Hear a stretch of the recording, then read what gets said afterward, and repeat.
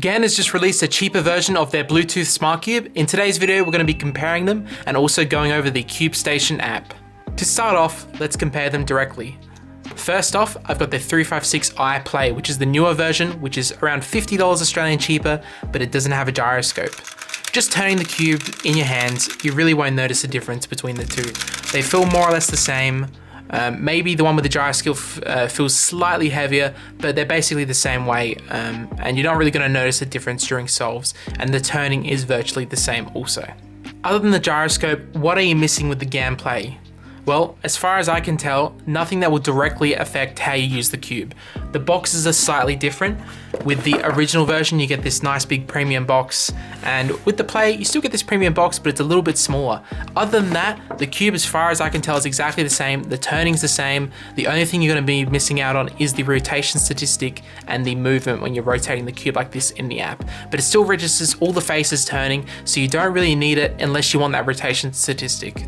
Now that we've talked about the cubes, let's take a look at the Cube Station app, which is what allows your cube to connect to your phone with Bluetooth and race people online and time your solves. In my opinion, the best thing about this app by far would be the online battle feature. This lets you race your friends and random people around the world in the time trials. It's a great motivator to improve, and it's really fun when it works. Another great thing about the app is the personal training section. If you don't always want to verse people online, but you want to work on getting better, this section is definitely for you. There's a few different ways you can do it. You can do free scramble, where you basically get unlimited time to scramble it and solve. And with the algorithm scramble, it's sort of like something like CS timer.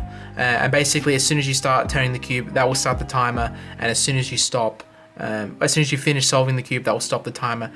You could argue that this is cheating, and to some extent it definitely is a little bit on your times, because it does take quite a bit to drop the cube and put your hand down, so your times aren't going to be quite as fast in the real world. But on top of that, the cube isn't going to be as good as something like your XS, so that will be making you solve a tiny bit slower at the same time. So realistically, the times you'll get on solving this cube will be pretty accurate to how you can solve with any other cube. It's easy enough to say these two are the best features though, but let's actually do a battle so you guys can see how it works. So all you have to do is go into the online battle feature, click 1v1 battle, and you run into your first issue. This is, to be honest, one of the most frustrating things is when you turn your puzzle off or stop using the app, you have to recalibrate it every single time you turn it on. It doesn't take that long, but it would be nice to see in a future version an option where as soon as you turned it on, it was calibrated. To fix this, once it's connected, you click reset cube, and then essentially you are done. It doesn't take that long, but it is pretty annoying that every time you turn it on, that does pop up. Okay, we have found a match and it's generated a scramble.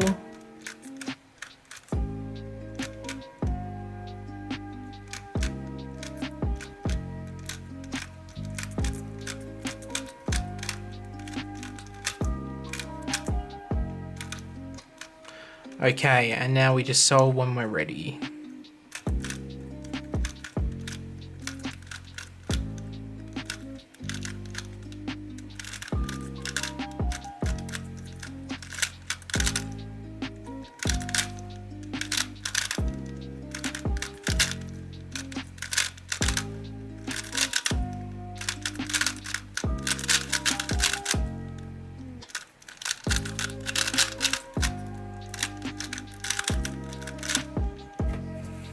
Okay, and that's essentially how the app works. My only criticism with this is it's a little bit buggy. I'd say 1 out of every 10 solves, there'll be an issue where you actually do finish solving the cube, but it won't actually stop your time. And to fix that, you'll have to do a move like this. And then that will fix it, but that obviously can be the difference between winning or losing, and that does go on your record. Another thing is, sometimes you or your opponent can lose connection. I've noticed I've lost connection even when I've had a really good internet connection, which is a little bit frustrating because that does go as a DNF, and yeah, that is definitely something that needs to be fixed. So you can see the times between us, 28 seconds versus 48. We can see the steps, and the rotation statistic on mine is 0 because I am using the Play. They have 20 rotations because they would be using the original I version.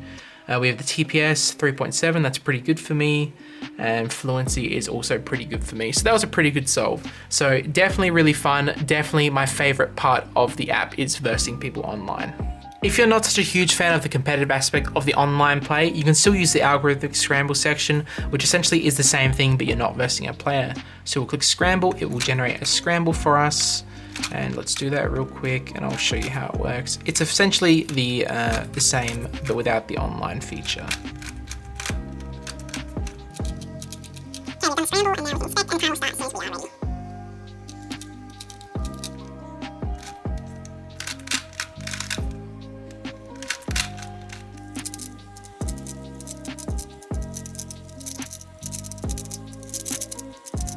Okay, not quite as good as I saw with the other one, 34, my other one was 27. There also is a section in the app called AI Teaching. This essentially runs you through a storyline on how to solve the cube. Personally for me, I didn't really find this that useful. If you want to figure out how to solve a Rubik's Cube, I definitely think just a basic YouTube tutorial would be far better than this. It does make it a little bit more interesting, but yeah, I do believe it just takes a little bit longer. The English translation isn't the best, and overall I did find this a little bit confusing, so I did not progress much in that at all. AI Solve is another feature in the app, which basically means when your cube is scrambled, if you don't know how to solve it because you're still learning, you can use the app to essentially tell you how to solve the cube. Because I'm going to solve the cube, it doesn't show that right now, but essentially it will just give you the fastest method to solve it. Another main feature of the app is the algorithm training section. This will let you select algorithms you want to learn, and you can use the cube to do this. So right now I've selected an F2 algorithm, and essentially it will show you the case on screen, and your job is to do it as fast as possible. So I will try completing this now so I can see the pair is at the front and at the back. So I would do, and there we go. So it took me 1.67 seconds to do that algorithm. You can keep training that, so let's do that one more time. And 1.37, so I was a little bit faster then. So this is a good way to learn algorithms and get faster at them. And you can essentially click select algorithm and choose from any F12, OL, or PLL algorithms. If you're really competitive and interested in the battle section, another great feature is the weekly leaderboards. So essentially this gives you a global ranking against other people that are using the app. So you can see everyone here, it's a list, and it will tell you your rank. So right now I am ranked 504 out of, I'm not sure how many there are, but that will be updated essentially every week depending on your average for the battle. In conclusion, which cube should you buy? Well, if you have the money and you really want the rotation statistic and the gyroscope, definitely pick up the 356i, the original version. If you don't want to spend quite as much money, because the play is around $50 Australian cheaper, and the rotation statistic isn't important to you, then definitely pick up the play. They are essentially the exact same cube other than the gyroscope. The box is a little bit different, but it comes with all the same accessories, so definitely pick up the play if you don't want to spend quite as much. Now let's talk about the Cube Station phone app. Overall, I would say this app is a success, but the problems are definitely still there. They have improved a lot since the launch of it, but the online battle feature definitely has the most issues. When you finish solving the cube, sometimes the timer will keep going, sometimes you or the opponent will disconnect, and the only way you can leave is by getting a DNF, even if they disconnect. Another issue is sometimes you'll both finish, and then again it won't let you leave without giving you a DNF, which adds to your global rank, which is super frustrating. It doesn't happen a lot, I'd say one every 15 to 20 solves on average, but when it does happen, it is really annoying to get that DNF statistic. Other than that though, the app is great, tracking your stats is awesome, versing your friends is awesome, and obviously versing random people around the world is great. Not a fan of the section where the phone app teaches you how to solve. I think a YouTube tutorial will always win in that case, but the personal training with the algorithms and versing people are great. So overall, an amazing product, not perfect. If you're getting this for the first time, be prepared to have some fiddling around to do with it.